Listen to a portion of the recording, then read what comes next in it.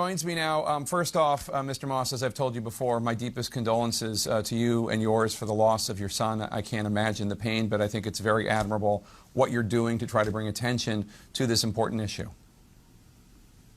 Well, thank you, and thank you for having me on your show. So the Republican health care plan would end the Obamacare requirement that addiction services be covered under Medicaid in the 31 states that expanded Medicaid.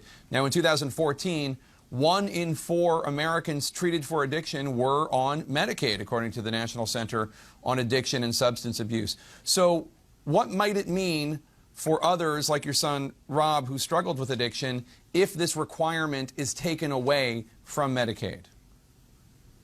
Well, I'm going to tell you, it takes away the only hope these kids and these young adults have.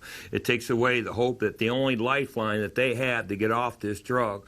We were supposed to add to the services that are currently available, and what's happened is we're taking away what we were supposed to add to. This whole thing is just topsy-turvy and backwards, and it's a tragedy that they're even considering trying to put this thing through. So let me ask you, you say that your trust in President Trump is gone, but you were a big supporter of his. We saw you at rally after rally. Is there anything President Trump can do to restore the trust? Is there something he can do to help fight opioid abuse that might bring you back? Well, you know, trust many times takes a lifetime to achieve and one day to lose. And so to get the trust back, it's going to take some doing.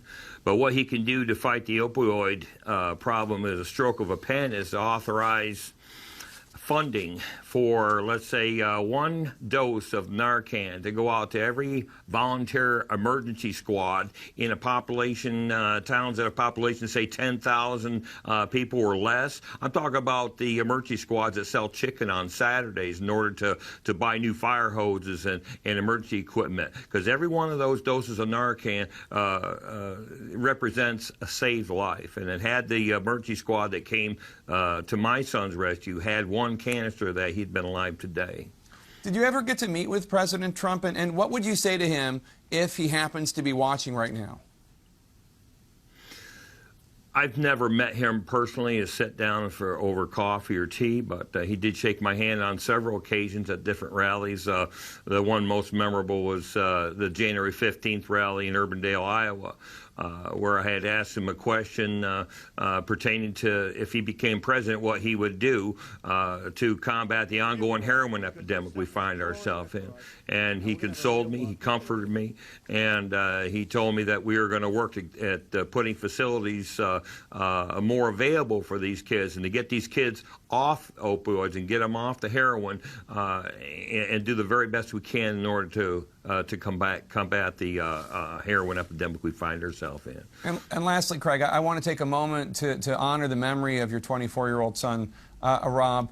What do you want people to know about your son? We're showing his picture right now. What do you want people to know about him while they think about this health care bill and the changes in health care that Congress and the President are trying to bring? My son was a good man. My son was the kind of man that during a snowstorm like we just had would be across the street to the elderly woman who was on a fixed income, who had a driveway. She did drive.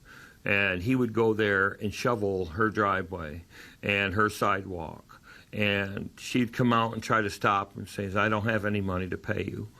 My son would go and my son would shovel the driveway, and at the end of the season, he'd come in the house with an apple pie, and he'd said, Mrs. Myers gave me an apple pie for shoveling her driveway.